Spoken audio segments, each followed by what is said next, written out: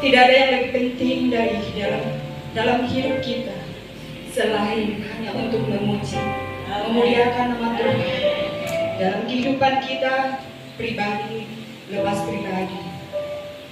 Siapa yang tidak punya persoalan? Siapa yang tidak punya beban? Semua kita punya persoalan. Semua kita punya beban yang berbeda-beda. Kita hanya bisa saling melihat dari ujung rambut sampai ujung kaki. Tapi dalamnya hati seseorang kita tidak bisa lihat. Firman berkata, manusia melihat apa yang di depan mata, tetapi Tuhan yang melihat dan menilai hati dan batin. Dan firman berkata, kita waspada terhadap hati kita, karena dari situlah terpancar kehidupan. Kita sendiri yang membangun pribadi lepas pribadi kita, hubungan kita kepada Tuhan. Firman yang kita dengarkan di tempat-tempat ibadah, di gereja maupun di rumah-rumah, adalah firman yang selalu harus kita responi. Tetapi tetap untuk kita selalu bangun pribadi lepas pribadi kita dengan Tuhan.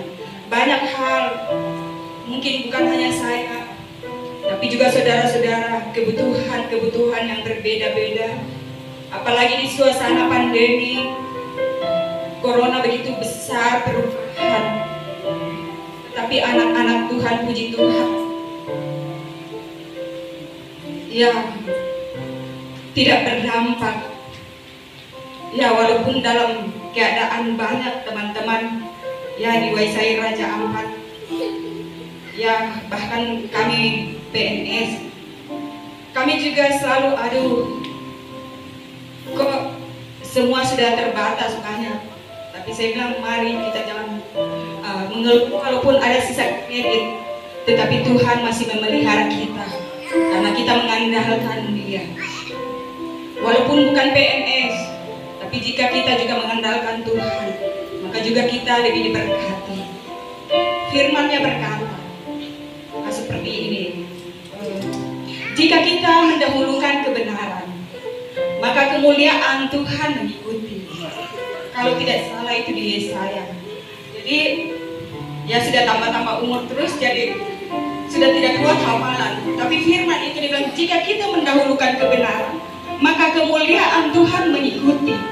Nah, jika kemuliaan Tuhan mengikuti, apalagi berkat-berkat Tuhan, tidak usah minta-minta. Karena firman berkata, keturunan cucu orang benar tidak minta-minta.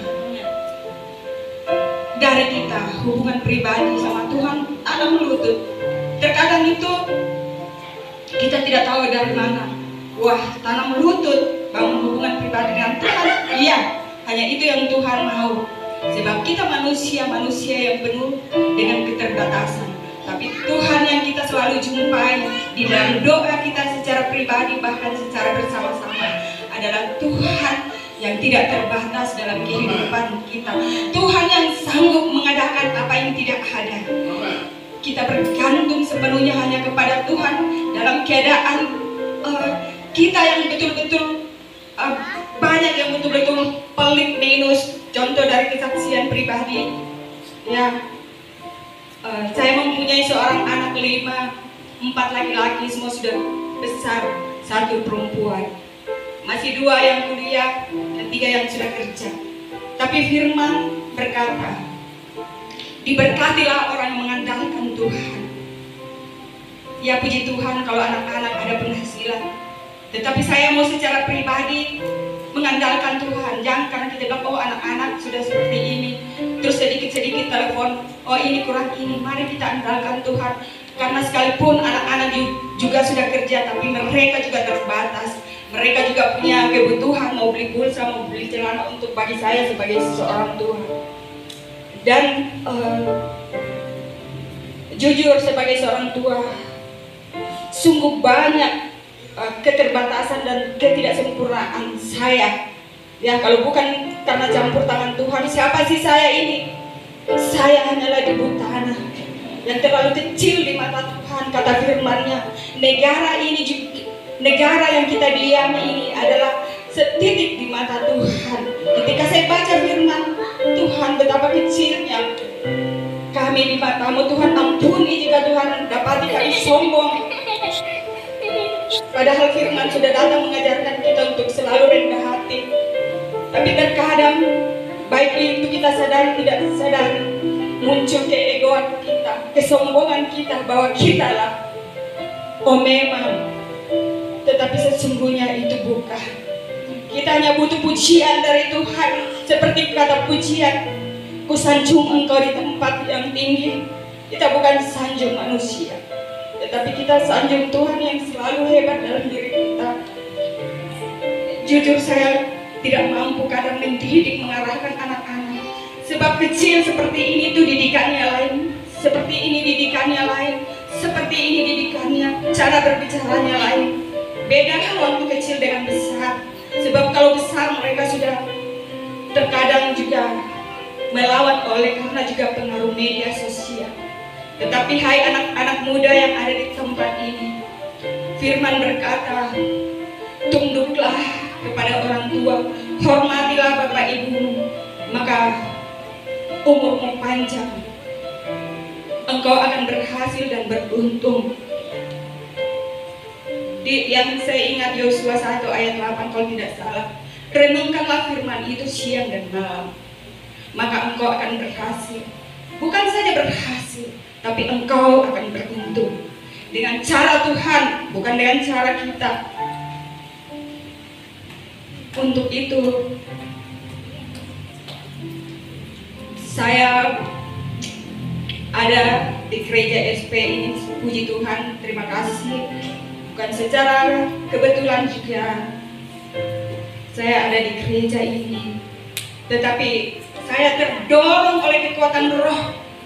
Apa yang saya sudah praktekkan, saya juga, semua kita yang ada di sini, terus kita praktekkan firman Tuhan. Bukan cukup kita praktekkan, tapi kita imani bahwa kita harus sungguh-sungguh bergantung, tanam lutut dalam seluruh kehidupan kita, apa yang kita rindukan dalam semua. Tidak ada satupun yang bisa berhasil kalau tanpa campur tangan Tuhan. Mungkin secara manusia berhasil sesaat, artinya kesuksesan yang palsu. Ketika saya membaca, ternyata ada kesuksesan yang palsu, ada kesuksesan yang sejati. Untuk itu saya mau bilang, Bapak Ibu yang dikasihi Tuhan, anak-anak muda, sangat-sangat perlu dan penting untuk membaca firman Tuhan. Dan sangat penting untuk sebelum membaca, minta dari Tuhan mana yang kita baca. Setelah itu, ketika saya membaca, firman itu datang ketika, apakah anakku engkau sanggup? Ketika engkau membaca lebih banyak, mengetahui lebih banyak lagi engkau praktekkan. Dan saat itu saya mendengar, saya takut Bapak Ibu. Saya bilang, Tuhan, saya mau baca satu ayat. Jangan sampai saya sudah baca semua, saya tidak mampu menghidupkan. Sebab apa yang kita khotbahkan, itu yang kita hidupi. Apa yang kita hidupi, itu yang kita khotbahkan. Ya, bukan saja hamba-hamba Tuhan, tapi semua Bapak Ibu, anak-anak muda, adik-adik kecil yang Tuhan pakai. Setiap apa yang kita sampaikan kepada orang lain, kita sudah mempraktekkan dulu dalam kehidupan kita, agar orang lain melihat kehidupan kita dan kita bukan menjadi batu sandungan. Karena firman ketika saya baca, jujur saudara Bapak Ibu, ketika saya baca firman, terlalu banyak ayat firman. Dulu hanya satu ayat favorit saya, yaitu hanya dekat Tuhan saja aku tenang. Ketika waktu itu saya di CD, hanya dekat Allah saja aku tenang, hanya Dialah gunung batuku. Tapi setelah saya baca semua ayat di perjanjian lama sampai perjanjian baru menjadi ayat favorit saya. Untuk itu firman itu tidak pernah salah. Tuhan Yesus memberkati kita semua. Mohon maaf kalau terlalu lama, sebab ketika kita mau berbicara firman, walaupun sehari, itu tidak bisa habis karena memang firman terlalu dalam untuk diselami. Firman berkata, lebih baik 1 hari di pelataranku daripada 1000 hari di tempat lain. Terima kasih, Tuhan Yesus berkati kita semua. Biarlah kesaksian ini hanya Yesus yang menyempurnakan. Amen.